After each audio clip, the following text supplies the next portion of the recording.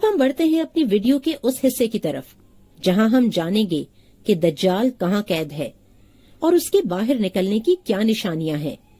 اس کے لیے میں آپ کو سناؤں گی وہ مشہور واقعہ جو نبی اکرم صلی اللہ علیہ وسلم نے سب صحابہ کرام کو جمع کر کے سنایا تھا۔ نبی اکرم صلی اللہ علیہ وسلم نے فرمایا کہ تمیم داری پہلے نصرانی تھا، وہ آیا اور مسلمان ہو گیا اور مجھ سے ایک قصہ بیان کیا۔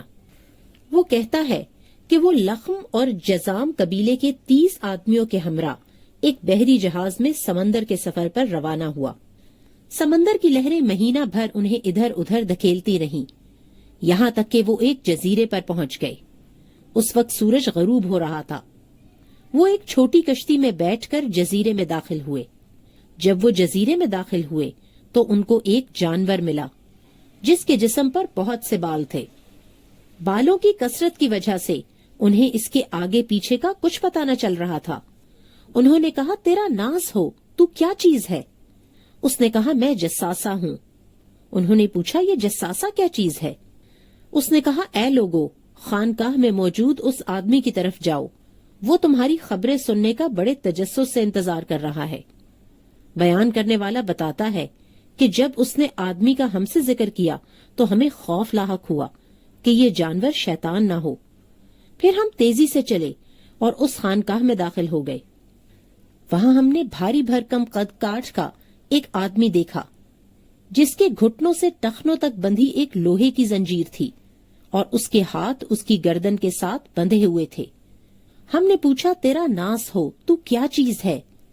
اس نے کہا، میرا پتہ تمہیں جلد چل جائے گا، یہ بتاؤ کہ تم کون ہو؟ ہم نے کہا کہ ہم عرب سے آئے ہیں۔ ہم جہاز پر سوار ہوئے، سمندر میں طوفان آ گیا، مہینہ بھر لہریں ہمیں دھکیلتی رہیں، یہاں تک کہ اس جزیرے کے کنارے لے آئیں۔ ہم کشتی میں بیٹھ کر جزیرے میں داخل ہوئے۔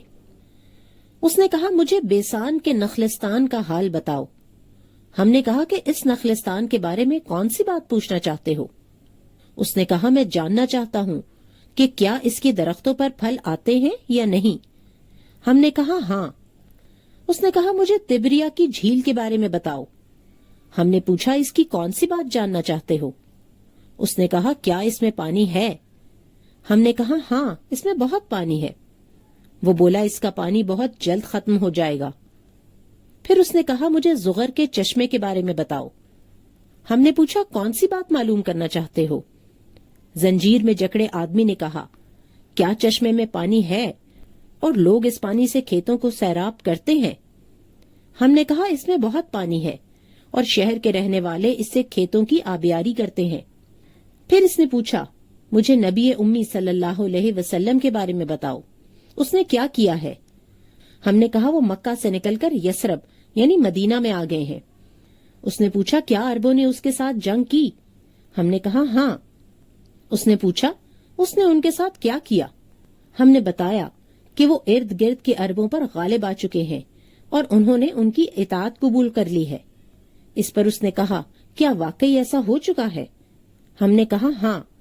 اس پر اس نے کہا، ان کے لیے یہی بہتر ہے کہ وہ اس کی اطاعت قبول کر لیں۔